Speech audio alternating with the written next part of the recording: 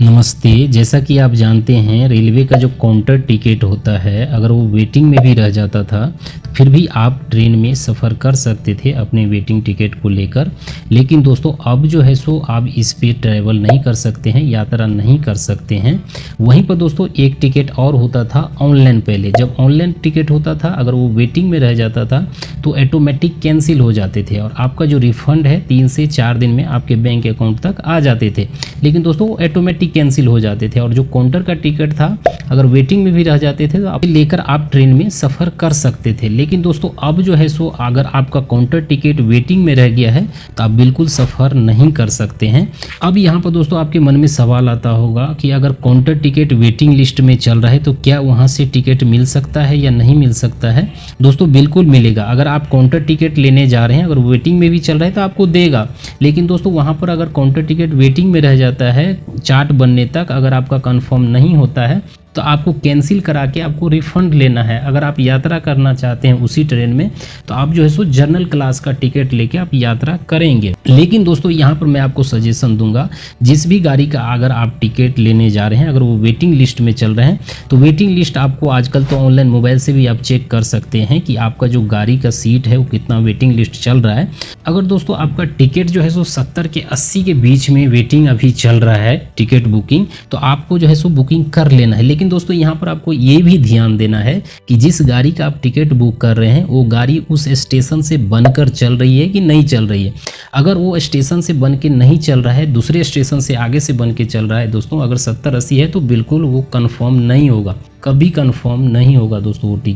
वो टिकट पे आपको RLWL करके आएगा वेटिंग लिस्ट।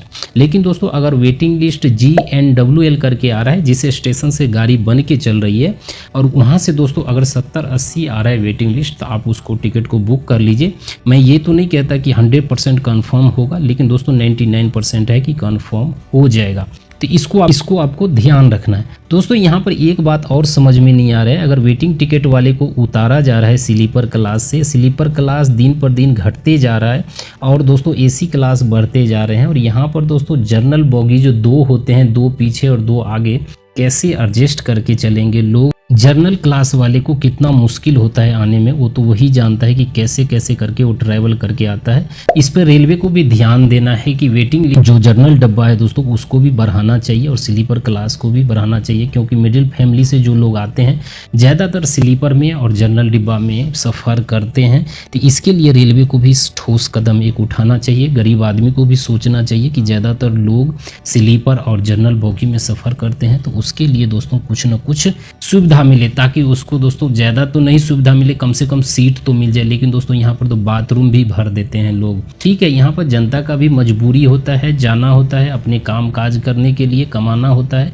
तो लोग मजबूरी में बैठकर जाते ही हैं। लेकिन दोस्तों यहाँ पर जनरल बोगी अगर बढ़ा दिया जाए, स्लीपर बढ़ा दिया जाए तो कुछ सुविधा जरूर होगा। अगर वेटिंग लिस्ट वाले की तादाद बढ़ी है, रेलवे तक शिकायत गया है तो ये खा सकता है। लेकिन रेलवे को इस बात पर भी ध्यान देना है कि अगर आप जनरल कोटा और स्लीपर क्लास में अगर टिकट बुकिंग कर रहे हैं, उसमें काफ़ी मुश्किल हो रहा है, कंफर्म टिकट नहीं मिल रहा है, तो जनरल डिब्बा भी बढ़ाना चाहिए, स्लीपर क्लास को भी बढ़ाना चाहिए, इस पर भी ध्यान देना चाहिए। तो इसमें आपकी क्या राय है कमेंट बॉक्स में ज़रूर मेंशन करिएगा। तो मिलते हैं नेक्स्ट वीडियो में। जय हिंद, जय भारत।